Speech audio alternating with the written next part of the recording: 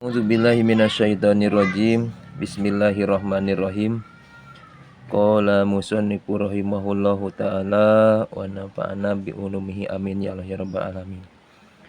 Paslun ari ieu ada pasal sahiji fi sifatillahi ta'ala barina tetep dina ieu pasal buat mertelakeun sifat-sifat Allah ta'ala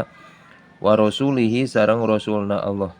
Wa fi samaiyati sareng dina sifat samaiyat mugoyabat. Yajibu wajib wujuban kalawan wajib muhataman anu pasti kudunya ala kafatil mukallafina kasakabeh jalma-jalma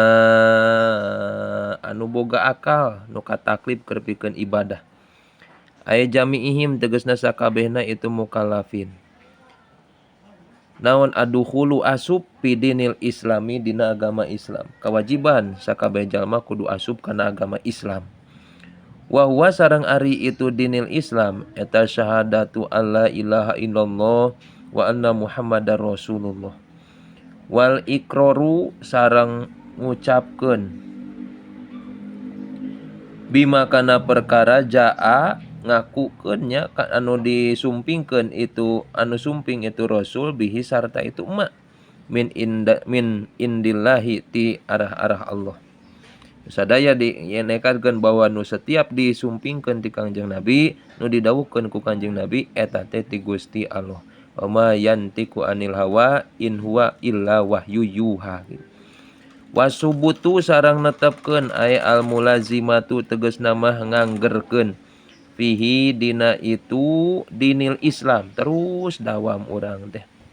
ala dawami netepan kana salawasna aya bilan kitu ieu tegasna mah ulah pegat ilal mauti nepi ka maut alal islami netepan kana Islam. Mudah-mudahan urang maut kaayaan Islam amin.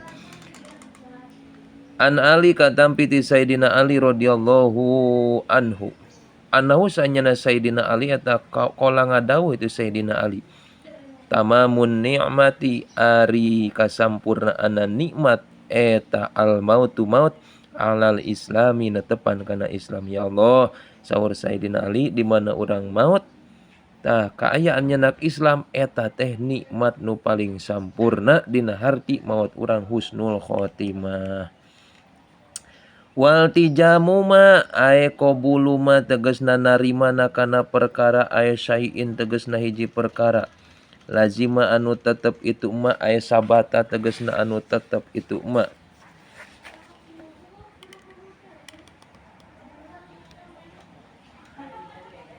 alaihi ka itu kafatil khalqi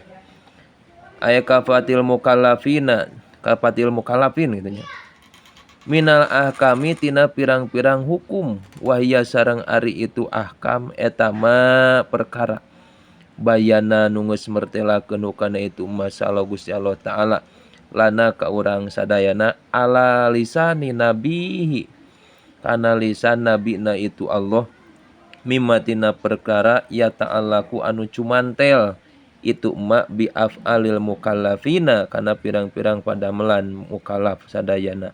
Wa waritu ma eta al wajibu anu wajib wa sunatu aya anu sunat wal mubahu aya nu dimunangkeun wal makruh jeung makruh wal haram jeung haram. Tah eta disebut hukum nu dicana ku Kanjeng Nabi teh anu wajib, sunat, mubah sareng makruh sareng haram. Pamima maka eta tetep tina sapalihna perkara yajibun wajib naon ilmuhu nganyahokeunana itu ma aya ma'rifatuhu tegasna nganyahokeunana itu ma wa tiqaduhu sareng nekadkeunna itu ma bil qalbi dina hate mutlakon barina mutlak aya pi salati tegasna dina salat wa ghairiha jeung salian ti salat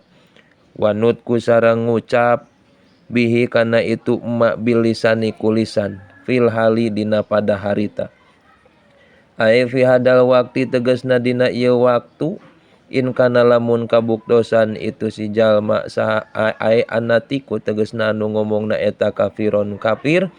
ai aslian atawa nu tegasna ma anu asli au murtadan atau nu murtad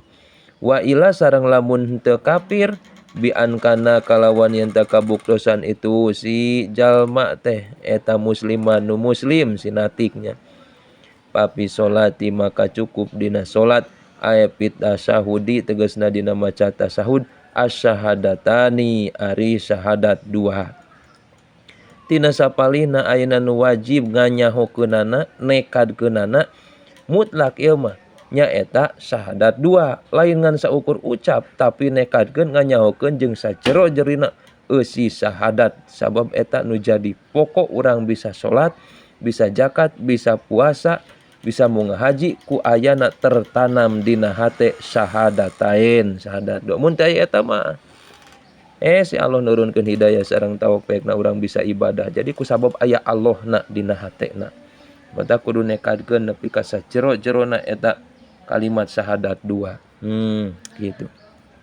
Keur pikeun jalma kafir mah didinya penting langsung atau murtad ngucapkeun syahadat dua dina pada hari tapil hali tapi lamun keur pada jalma muslim tah papi salati cukup dina nalika keur salat urang maoskeun syahadat. Pasyahadatani mangka ari syahadat dua eta mubtadaun mubtada muakhirun anu diakhirkeun wa mimma sareng tina perkara yajibu anu wajib wa mimma yajibu ari lapad mimma yajibu eta khobaruhu khobar mubtada wa yajuju sareng meunang naon ayakuna yen da kabuktosan naon asyahadatani syahadat dua eta khobarun jadi khobar mubtadaun ari mubtadana eta mahdhufun dibuang wa mimma sareng tina eta wa mimma yajibu sareng ari lapad mimma yajibu eta fi mahalil hali tetep dina mahal hal wa takdiru sareng ari takdir nama fal wajibu maka ari anu wajib ilmuhu ari lapad ilmuhu wa tiqaduhu wa nutqu bihi asyhadatan eta asyhadatani syahadat dua halun tegasna tingkah halakaunihi ma dina tingkah kabuktosana itu syahadatani eta ba'du ma sebagian perkara yajibun wajib itu mah kama seperti keterangan qala nu ngadawuh kana itu mah saha Muhammad al-Husni wa huma sareng ari itu syahadatani eta asyhadu alla ilaha illallah wa asyhadu anna Muhammadar Rasulullah sallallahu alaihi wasallam wa yustaratu sareng disyaratkeun naon ayat tia yen ngadatangkeun itu si kafir bihi makana syahadatain mutawalid ayataini anu tuluy-tuluy duanana martabataini tur anu di murattabataini tur anu ditartibkeun duanana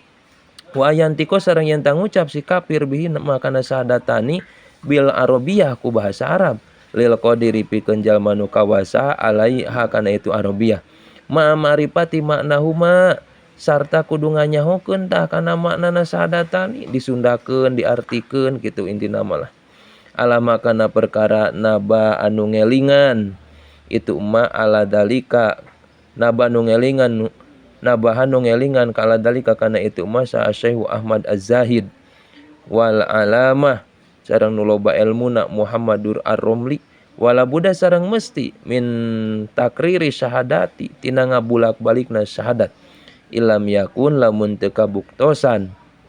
hunaka di dieu naon atipun harap atap wa illa sareng lamun lam yakun lamun lam yakun mah kapa maka cukup naon la abdu asyhadu lapad asyhadu al awalun awal bi khilafil adani perbeda ayeuna tina adan labuda teu meunang teu pihi dina adan mah minal ityani tina ngadatangkeun bi asyhadu kana lapad asyhadu marotaini kalawan dua balikan hakada nya kitu deui ayeuna sapertikeun bihilafil adan qala ngadawuh kana ieu keterangan sa Ibnu Qasim wa taba'a sareng nurutkeun ka itu Ibnu Qasim sahal Anani Syekh Anani wa qarara sareng netepkeun hu kana ieu kaul sa Syekh Atiyah wa tamada sareng tetagenan sa Asabromilsi Syekh Imam Asabromilsi anau sanyana kalakuan jeung tingkah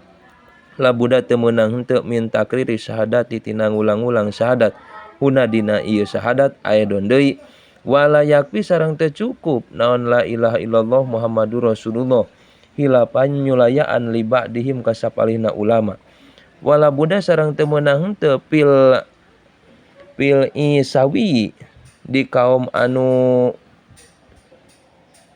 bangsa Nabi Isa ayakula yen tangucap itu Isawi ila jami'il khalqi kana lapad ila jami'il khalqi bada qaulihi dina sanggeusna maca itu Isawi teh Muhammadur Rasulullah kana lapad Muhammadur Rasulullah. Jadi kitu zaman Nabi Isa mah kitu sahadatna dina sanggeusna kitu teh ngucapkeun ila jami'il khalqi. Apada maedah kendalika kana ieu kaul sa Asarqawi Imam Sarqawi anu wala budak pil Isawi ini apada dalika teh kadinya. Wada sareng ari ieu dalik eta bihilapi tasyahudi salati perbedaana tasyahud salat. Pala budak maka mesti eta maujud pihi dina tasyahud salat mah min dzikril wawi tina nuturna wawu baina syahadata ini di antara syahadat dua. Wala yustarotu sareng teu disyaratkeun naon labdu asyhadu lapad asyhadu asaniyatun nu kadua pihi dina itu tasyahud. Tasyahudnya balil jam'u balik dari ngumpulkeun bainahuma antarana itu syahadatani wal wawu sareng wawu min eta minal akmali tetep tina pangutamana. Wa inna malam yusannu pasinan teu disunatkeun naon al ityanu ngadatangkeun bil wawi ku wawu fil adani dina adan. Wa in hukima sanajan dihukuman naon bil islami kalawan Islam al muadzinu anu adan li annahu karana sanyana itu adan eta tuliba disuprih minhu tina itu muadzin naon iprodu kulli kalimatin hiji-hijina tiap-tiap kalimahnya misah-misahna sakur-sakur kalimah binafsin ku ambekan ku sanapas jadi aya jeda gitu nya. Wadzalika sareng ari itu iprodu kulli kalimatin eta yunasibu mantesan da itu dalik tarkal atpi kana ninggalkeun harap atap apada maeda kenukan isa suhaimi. Jadi kitu loh. Mun asyhadu alla ilaha illallah henteu kudu wa asyhadu anna muhammadar rasulullah henteu kudu kitu nya. Jadi kupeda aya tiap-tiap kalimat teh dipisah ku napas dina hati aya jeda gitu. Wa mana asyhadu alla ilaha illallah wallahu alam bisawab subhanaka allahumma wa bihamdika asyhadu alla ilaha illa anta astaghfiruka wa atubu ilaik. Teu kenging hilap like sare subrek hatur nuhun hapunten bilih aya lepat.